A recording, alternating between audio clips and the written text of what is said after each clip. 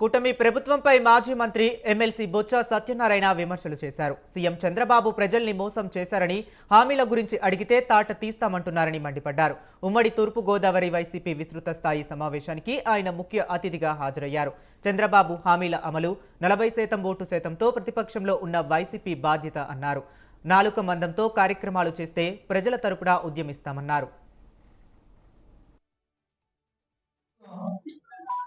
ఎందుకంటే ఇవన్నీ ఒక ప్రతి ఒక్క పార్టీ ఈ రాష్ట్రంలో 40% ఓటు శాతం ఉన్న మన వైఎస్ఆర్ పార్టీ జగన్మోహన్ రెడ్డి గారి నాయకత్వంలో ఇవాళ మన బాధ్యత ప్రజల తరఫున ప్రజలతో ఆలోచనని ప్రతిపక్ష ఏదైతే అధికార పార్టీ వాగ్దానాన్ని నెరవేర్చే దిశగా మనం వాళ్ళ మెడ నుంచి వారితో ఆ కార్యక్రమాలు ఉందన్న విషయాన్ని ముందుగా మనందరికీ మనం ఎందుకు ఇప్పుడు పార్టీ నిర్ణయం తీసుకుంది, ఎందుకు చంద్రబాబు గారు ఎంతసేపు ఇచ్చారు వారి పార్టీ కాదు. ఎందుకంటే మోసం తగానే ఎందుకు ఉండదు, మోసంతో ఈ కార్యక్రమం చేసుకుంటారు.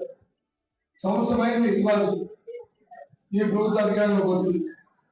ఏం చేసిందంటే ఏం చేసిందని కనిపిస్తుంటారు. కానీ ఆ నాయకుల అర్థం పెరిగిపోతుంది.